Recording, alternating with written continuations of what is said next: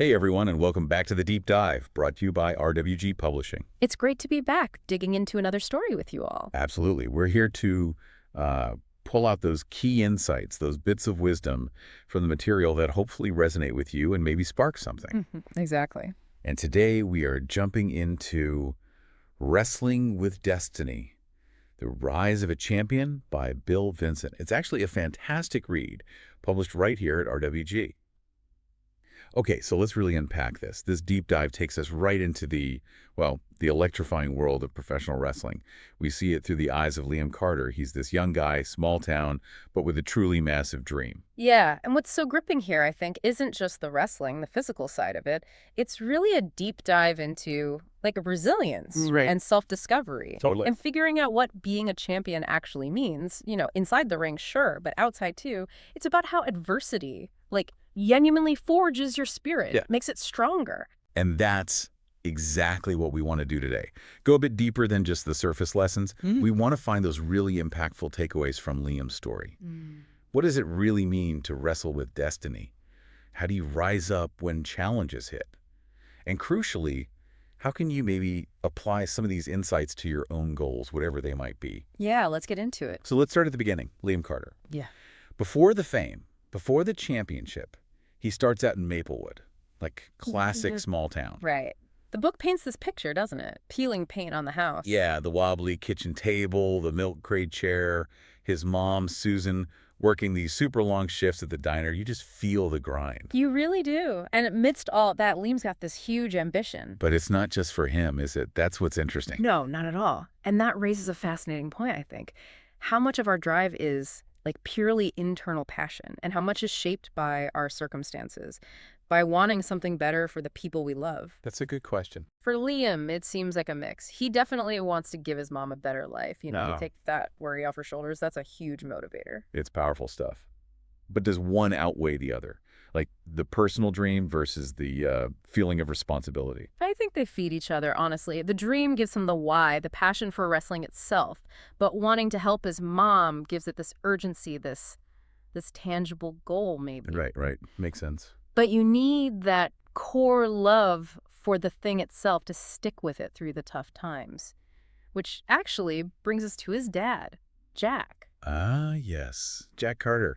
The wrestling dream wasn't entirely Liam's own idea, was it? It kind of came from his dad. Exactly. Jack taught him the basics of a suplex when he was just 7. That whole "it's all about control" Liam line. Make them believe you've already won. Yeah. Classic wrestling psychology, even then. But then Jack leaves. He goes off to chase his own wrestling dreams, leaving Liam and his mom. Which must have been incredibly tough. Oh, absolutely. Liam carries this weight, Anger, confusion, probably some longing too. But, and this is the complex part, he's also kind of inspired by his dad having the guts to try. He keeps that magazine photo, right? Yeah, that old photo. It's like the symbol of inherited dreams, the pressure they bring, but maybe also the permission to try.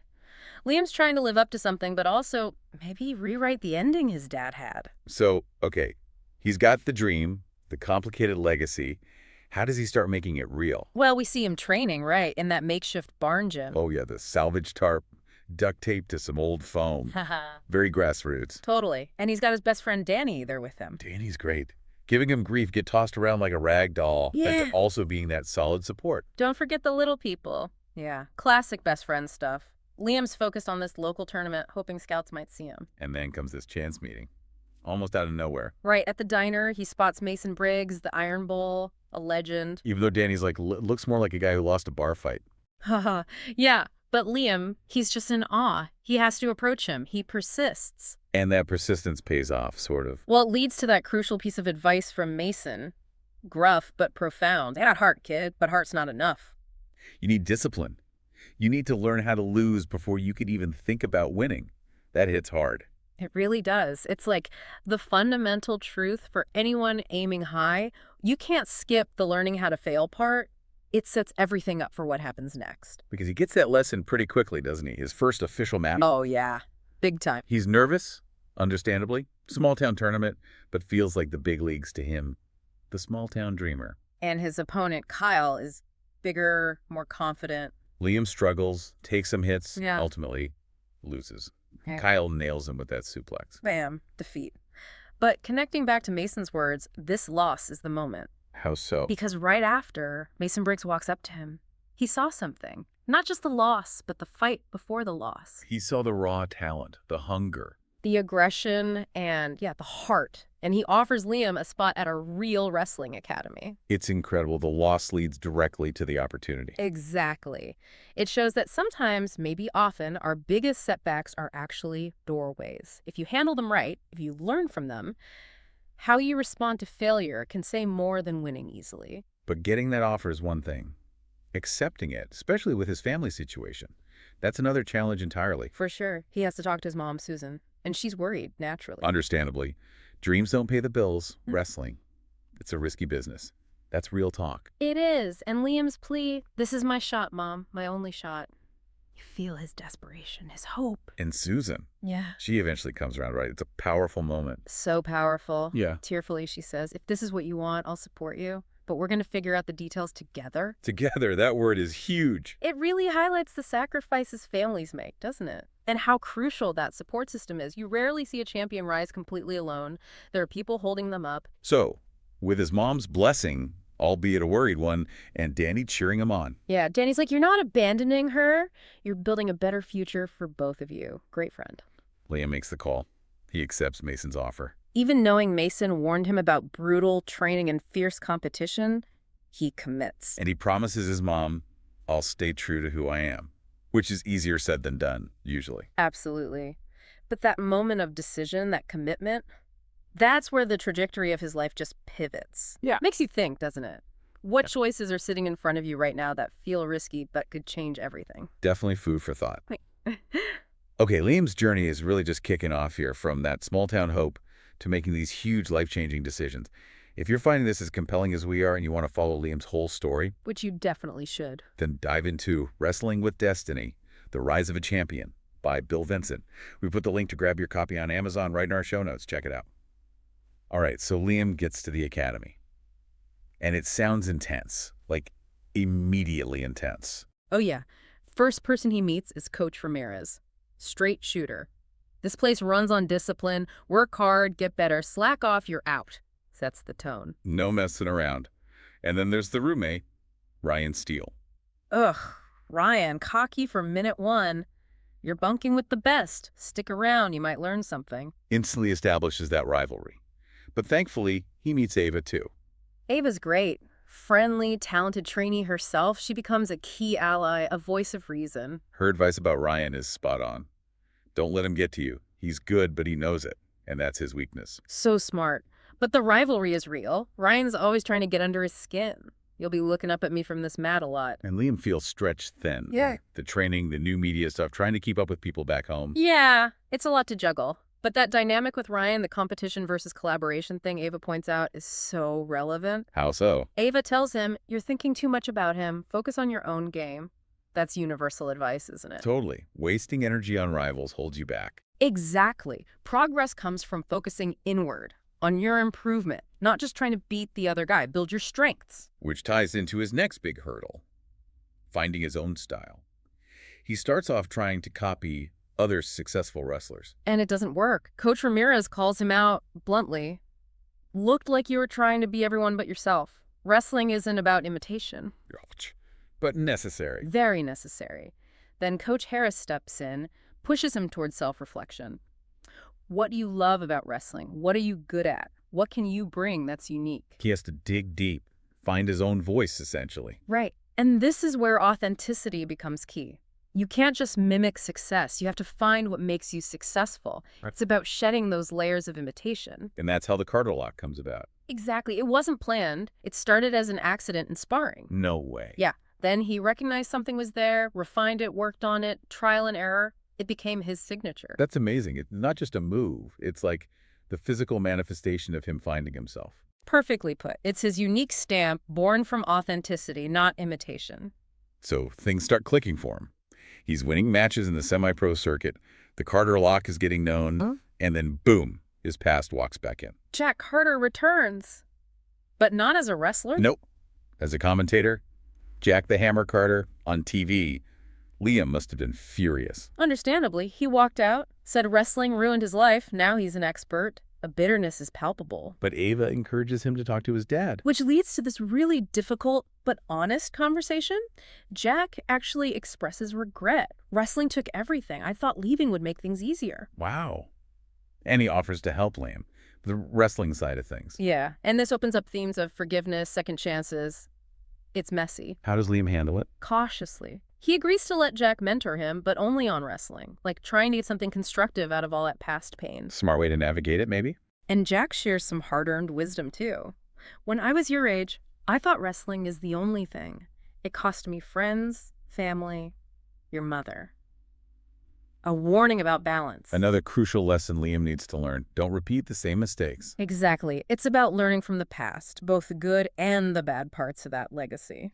But just when things seem to be looking up, maybe stabilizing, the rug gets pulled out from under him. Yeah. Victor Kane, the shady promoter. Ava warned him, didn't she? Notorious for shady deals. And she did. But Liam signs anyway. Leads to this supposedly biggest match yet against the Hammer Hargrove. And it's fixed. Rigged against him. Totally rigged. He's humiliated. He confronts Kane, who's just cold as ice. You used me. If you're not willing to play, you're replaceable. Brutal. Man, that's devastating. The fallout must have been intense. Oh, it was. Terrible headlines, fans questioning him questioning himself, pushed him right to the edge of giving up. But his support system holds strong. Thank goodness for Ava and Danny. They remind him who he is, what he stands for. Danny's like, you decide what happens next. Feel sorry for yourself or get up and prove you're better. That tough love he needed. For sure. And this raises that question, right? Like, how do you rebuild after a betrayal like that? It's not just about wrestling anymore. It's about reclaiming your integrity. Exactly. Finding courage and vulnerability, choosing the hard, authentic path, even when the corrupt one seems easier. He has to decide what winning really means to him now. And he chooses to fight back. Authentically. He does. He digs deeper than ever, trains like crazy with Jack, Ava, Coach Harris, his core team. It's a real redemption arc. Which leads him to the National Wrestling Championship, the ultimate stage. The ultimate challenge against the best. The pressure is immense. Media spotlight, intense training. But he seems different now, right? More grounded. Definitely. Jack and Ava keep reminding him of his heart, who he is at his core. And Liam's confidence isn't just bravado anymore.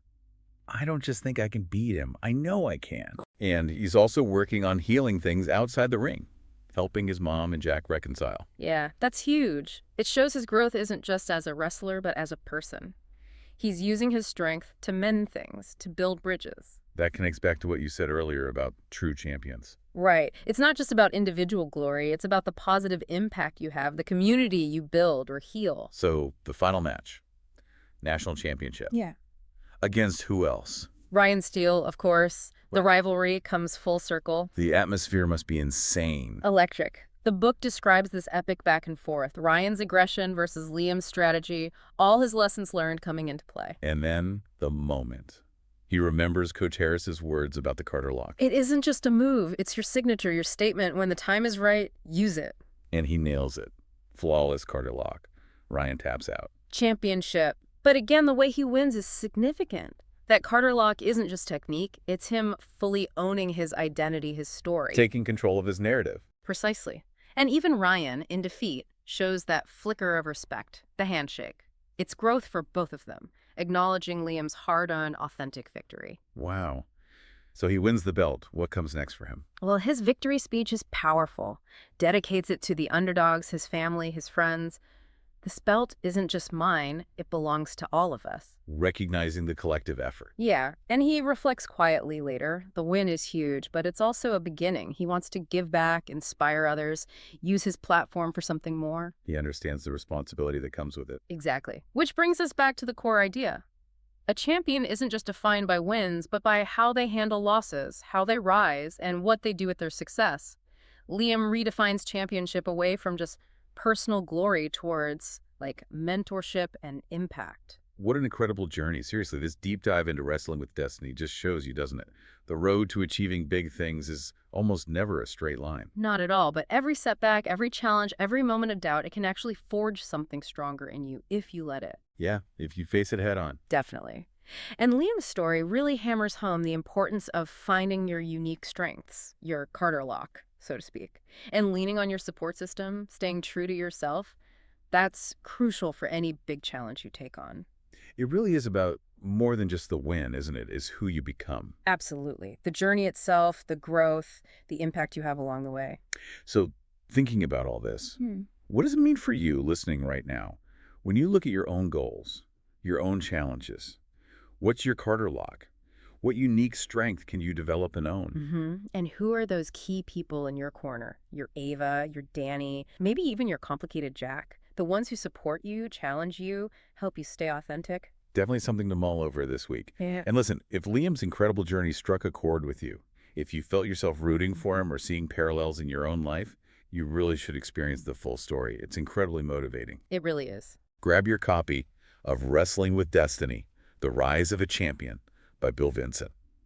Like we said, the link to Amazon is right there in our show notes. It's a fantastic, powerful read. You won't regret it. Thank you so much for joining us on this deep dive. Yeah, thanks everyone. Thank you for listening to the Deep Dive Podcast.